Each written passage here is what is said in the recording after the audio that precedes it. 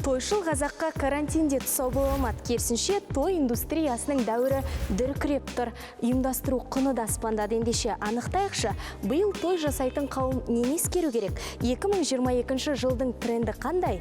Бастысы, қанша қаражат шығындайды?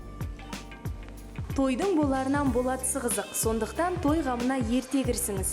Алдын ала жоспарланған тойдың шығыны анағұрлым арзан болады дейді. Алдымен адам санын анықтап, соған сай мейрамхана таңдаңыз. Ал біз бірнеше мейрамхана өкілдеріне хабарласып, бағасын анықтадық. Адам басына қанша екен білейін деген едім бағаның мейрамханада?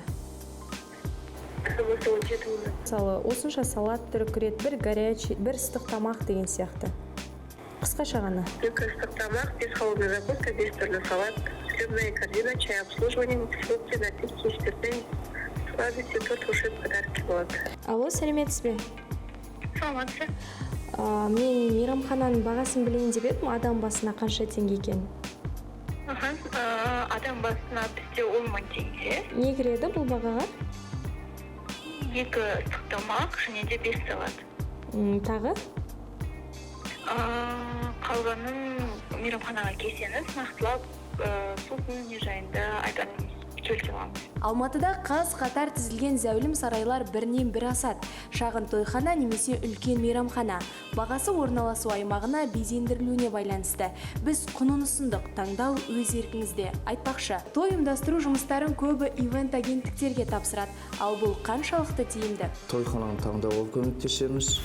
Соның тамақ жайлы кухня меню жасап етеді дейді, сол жағынан тоже көмектесеміз. Қандай тамақ желінеді, қандай тамақ желінбейді, сояқтан басталады. Сосын той күнін басталу қаншада басталады, заранее полный команда жұмысшыларды алып келу, бәрі дайын болу, қонақтар кіреберістен бастап күтіп алғаннан кейін фуршетный зона дейді, енді қонақтар жиналу бөлімінде отдельно сояқта условия жасау, музыкант қою, ансамбль қою, оркестр қою, фотозона, батырлар қою. Тойдың көркін келтіретін асабаның еншісі бар. Өмірдің ең жарқын сәті есте қалсын десеңіз, фотосессия мен той түсірудің құнын ескеріңіз. Бишілер жанды дауыста ән орындайтын бенд, фотоаймақ, безендіру және осы жұмысты бастан аяқ ұйымдастыратын маманның қызмет құнын төлейсіз. Осылайша ең білікті мамандарды шақырсаңыз, құны 1.500.000-ға дейін жалғасады.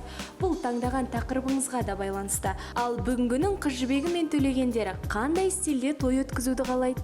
Қай қыз болмасын ақ көйлек киіп, қалыңдық атанған сәтін ойша елестетіп жүреді. Ал уақыты келгенде қиялындағы көйлекті сатып алуға тырысады. Сән мамандары әр маусым сайын түрлі көйлектер ұсынады. Ал 2022 жылы қандай көйлек трендте? Үстіңгі бөлігі корсет үлгісінде тігілген, төменгі жағында жырығы бар атлас көйлектер бүгінде сәнде. Оларға әдемі лайықты аксессуар таңдау керек. Жинақы үлгідегі көйлектер де сұраныста. Жеңі мен жағасы нәзік шілтермен безендірілген. Жағасы тік көйлектер қымбат көрінеді. Ал үлбіреген тор матадағы көйлектердің бір деталына акцент береміз. Мысалы, белдемше жағына немесе көйлектің иығына.